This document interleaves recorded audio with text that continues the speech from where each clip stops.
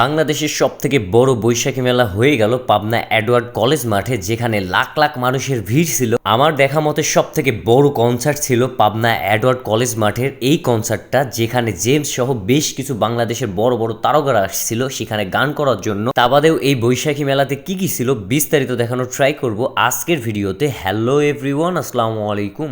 আপনারা মোটামুটি সবাই জানেন যে পাবনাতে একদিন ব্যাপী বৈশাখী মেলা হচ্ছিল, যার কারণে আমরা প্ল্যান করি যে আমরাও যাবো সেই মেলাটা দেখার জন্য। আমাদের ঈশ্বরদী বাজার থেকে প্রায় পাবনাতে যাইতে 45 মিনিটের মতো সময় লাগে, তাই ভাবলাম যে একটু সকাল সকালে আমরা যাব যাতে মেলাটা দেখতে পারি। আমরা ঈশ্বরদী থেকে পাবনার উদ্দেশ্যে রওনা দিয়েছিলাম 3টার দিকে। আমাদের এসে নামাই দেয় পাবনা এডওয়ার্ডের সামনে ঠিক 3:45-এর সময়, মানে 45 মিনিটের মতো সময় লাগছে। এখন পাবনার মানুষ অনেকেই বলবেন যে ভাই আপনারা শেষ সময় এসে কি করতে আসছেন, কনসার্ট তো শেষ হয়ে গেছে দুপুর 1টার দিকে, কিন্তু আপনারা 3টার দিকে কি করতে আসছেন? মূলত আমরা কনসার্ট দেখার জন্য আসি নাই। আমরা এখানে আসার আগে বেশ কিছু তথ্য নিয়েছিলাম যে ভাই ওইখানে কেমন মানুষ হয়েছে, পাবনাতে গেলে কি আমরা ভিডিও করতে পারবো কিনা, এমনকি বেঁচে ফিরে আসতে পারবো কিনা। অনেকেই আমাদেরকে তথ্য দেয় যে ভাই এখন আসার দরকার নাই, কারণ পাবনাতে পা ফেলানোর মতো পরিস্থিতি নেই, এত মানুষ। আর ভেতরে ঢুকলে আপনি এমনি চিকন মানুষ, কখন বা চ্যাকটা লেগে যেতে পারেন, মানুষের পায়ের নিচে পড়তে পারেন। তার থেকে ভালো আপনি এমনি বিকেলে এসে ঘুরে যান। তাই ভাবলাম যে বিকেলে একবারেই যাব, মূলত কনসার্টটা দেখার জন্য না, শুধুমাত্র মেলাটা দেখার জন্য।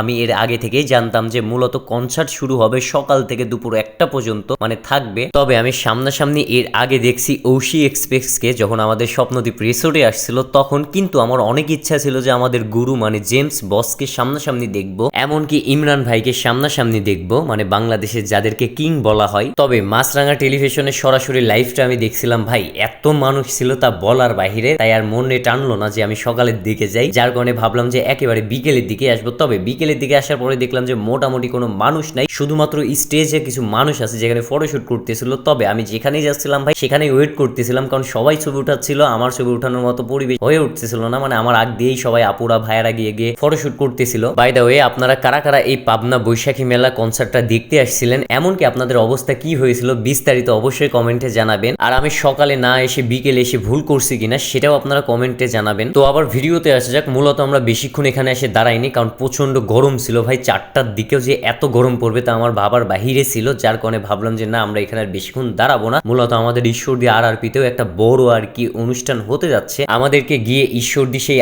RRP ক্লাউড ভিউয়ের অনুষ্ঠানটা ধরতে হবে, মানে সেখানেও একটা বৈশাখী মেলার আয়োজন করা হয়েছে। তাই আমরা পাবনা থেকে সোজা রওনা দিই ঈশ্বরদীর উদ্দেশ্যে। ঈশ্বরদী RRP সুপার শপিং মলের সামনে এসে আমরা নামি ঠিক 6টার সময়। তাই আর আমরা 1 মিনিটও লেট করিনি, আমরা সোজা রওনা দিই টপ ফ্লোরের দিকে। মূলত আজকের সেই বৈশাখী মেলাটা থাকবে রাত 8টা পর্যন্ত। এমনিতে আমরা লেট করে আসছি, কিন্তু আমরা টপ ফ্লোরে যাওয়ার আগে লিফটের সামনে গিয়ে যা দেখি আমরা, তা দেখে তো পুরাই অবাক, কারণ ভাই এত ভিড় ছিল তা বলার বাহিরে। লিফটের সামনে আসার পরে দীর্ঘ 20 মিনিট ওয়েট করার পর অবশেষে আমরা টপ ফ্লোরে পৌঁছাই। কিন্তু টপ ফ্লোরে আসার পরে দেখলাম যে ভাই এখানেও প্রচুর ক্রাউড, তা বলার বাহিরে, পা ফেলার মতো পরিস্থিতি নাই। তাই ভাবলাম যে মেলাতে পরে যাব, আগে আমার ভালোবাসার মানুষদেরকে সময় দিই। বিশ্বাস করেন ভাই এই সময়টা সব থেকে বেশি ভালো লাগে, যখন আমি রাত 12টা 1টা 2টা 3টা এমনকি ভোর 5টাও বেজে যায় ভিডিও এডিট করতে করতে। এখন যেমন মানে আজকে যে ভিডিওটা আমি এডিট করতেছি এখন সময় বাজে কিন্তু ভাই বিশ্বাস করবেন কিনা আপনারা জানি না 2টা বেজে 20 মিনিট, মানে এখনো আমার কিন্তু ভিডিও কমপ্লিট হয় নাই এডিট করা, মানে এখন পর্যন্ত এডিট করতেছি।